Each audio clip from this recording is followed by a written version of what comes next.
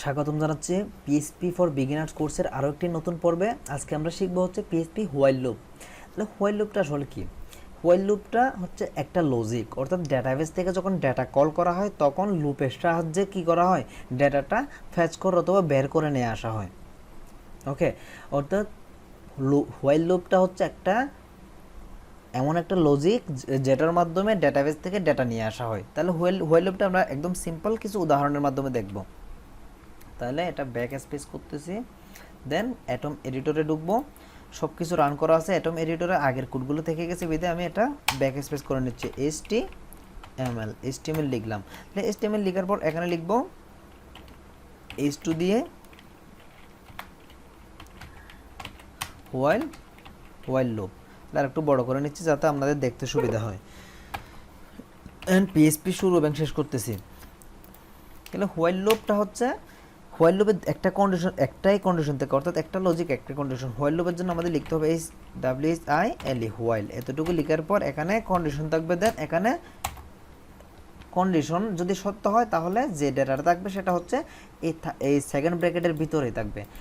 আচ্ছা, তাহলে আমরা প্রথমে করব কি, ধরেন আমি একটা ভেরিয়েবল নিলাম $a, তাহলে ভেরিয়েবলের ভ্যালু রাখলাম হচ্ছে 0।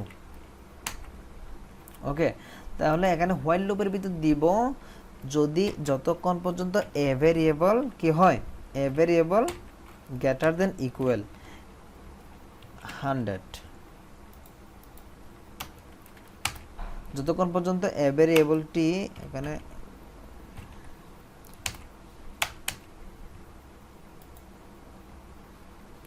ইজ ইকুয়াল টু 100 তো কখনো না, যত এর থেকে যদি 100 বড় হয়, যতক্ষণ পর্যন্ত এ ভেরিয়েবলের ভ্যালু থেকে 100 বড় হয় ততক্ষণ পর্যন্ত কি করো, ইকো করো, ইকো $a।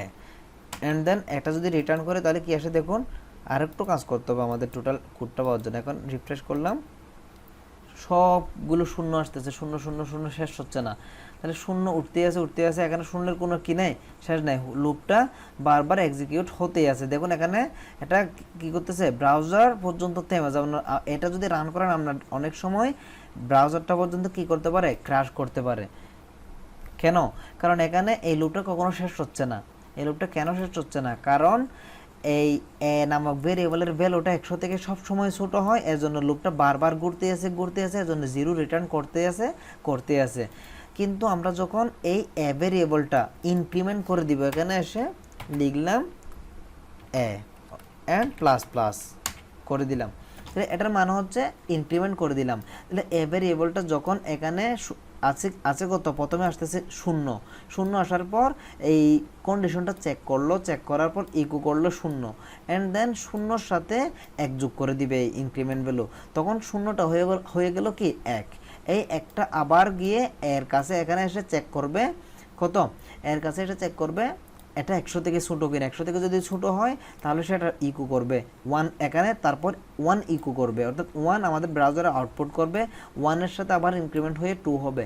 এভাবে 2 যখন আবার এ ভেরিয়েবলের কাছে আসবে তখন 2টা 100 থেকে ছোট, তখন 2টা ইকো করার পর আবার 2-র সাথে 1 যোগ করে 3 হবে। এভাবে 100 পর্যন্ত কি করবে, রিটার্ন করবে। যেমন এখন যদি আমি রিফ্রেশ দিই, দেখুন 1 থেকে 100 পর্যন্ত এখানে আছে। কেন আছে? 1 থেকে 100 পর্যন্ত থাকার মূল কারণটাই হচ্ছে, অর্থাৎ লুপটা 100 বার রান হলো অলরেডি। এখন আমি যদি এখানে একটা বিআর দিয়ে দিই, ইকো বিআর দিয়ে রিফ্রেশ, এখন যদি ব্রাউজার রিফ্রেশ করি, হ্যাঁ ব্রাউজার রিফ্রেশ করলে খেয়াল করুন 1 থেকে 100 পর্যন্ত কি আছে, নাম্বারগুলো আছে। কারণ এখানে যেহেতু 0, লুপ মানে কি, লুপটা হচ্ছে বারবার ঘুরতে থাকবে। যতক্ষণ পর্যন্ত এই কন্ডিশনটা সত্য না হয় ততক্ষণ পর্যন্ত এই লুপটা কি হবে, এক্সিকিউট হবে। এর ভ্যালু 0 আছে, হোয়াইল লুপের ভিতর যখন দিলাম এটা চেক এটা যদি 100 থেকে ছোট হয় তুমি 100 ইকো করো, এবং এই 100 এর ভ্যালু যদি 100 থেকে ছোট হয় তুমি ভ্যালুটা ইকো করো, অর্থাৎ ভ্যালুটা আউটপুট হিসেবে ব্রাউজারে দেখাও, অ্যান্ড দেন এই ভ্যালুর সাথে ইনক্রিমেন্ট করে দাও। ইনক্রিমেন্ট মানে হচ্ছে ভ্যালুর সাথে এক যোগ করে দেয়া।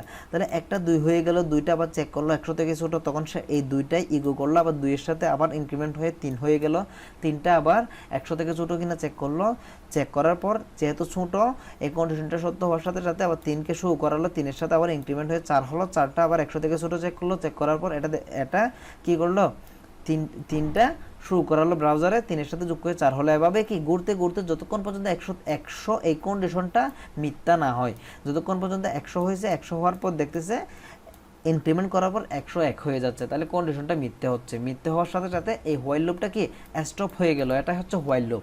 হোয়াইল লুপ আমরা খুব বেশি ইউজ করব কখন, যখন ডেটাবেস থেকে কোনো একটা ডেটা বের করে আনবো, তখন এই হোয়াইল লুপ সব থেকে বেশি ইউজ হয়। তাহলে আজকে টিউটোরিয়াল এতটুকু পর্যন্ত আপনারা হোয়াইল লুপটা প্র্যাকটিস করবেন। তাছাড়া আপনারা এখানে আরও কিছু কন্ডিশন সেট করতে পারেন, যেমন ধরেন এখানে আমি দিলাম এ ভেরিয়েবল এ। আমার ব্রাউজ এটা এডিটর প্রবলেম করতেছে নাকি কিবোর্ড প্রবলেম করতেছে বুঝতেছি না। আচ্ছা দেখুন একটু এডিটরটা একটু প্রবলেম করতেছে, থেমে গেছে, দেখুন কিচ্ছুই হচ্ছে না। আচ্ছা এখন ঠিক হয়েছে। তাহলে এখানে লিখলাম এ। আচ্ছা ব্রাউজারের এডিটরটা কি প্রবলেম করতেছে বুঝতেছি না। কন্ট্রোল জেড দিয়ে আমরা আগের কোডগুলো নিয়ে আসলাম।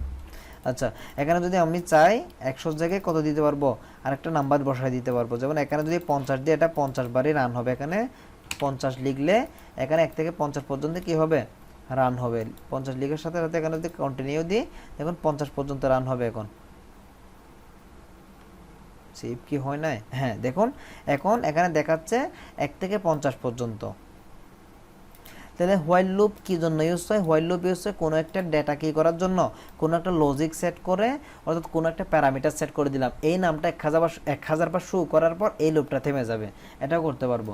যেমন ধরেন আমরা এখানে দিলাম এর ভ্যালু দিলাম, একটা নেম দিলাম। আচ্ছা আজকে টিউটোরিয়াল এতটুকু পর্যন্ত। আমার কোড এডিটরটা কেন জানি খুব বেশি প্রবলেম করতেছে। ধন্যবাদ সবাইকে। হোয়াইল লুপটা প্র্যাকটিস করবেন। নেক্সট কোনো টিউটোরিয়ালে আমরা হোয়াইল লুপ নিয়ে প্র্যাকটিস করব, অ্যান্ড দেন আমরা যখন প্রজেক্ট মেকিং করব, বিভিন্ন ধরনের ছোটো ছোটো প্রজেক্ট করব, ওই প্রজেক্টও হোয়াইল লুপের ব্যবহার সব থেকে বেশি থাকবে। কারণ ডেটাবেস নিয়ে কাজ করলে হোয়াইল লুপটা ডেটাবেস থেকে ডেটা আনার সময় প্রয়োজন হয়।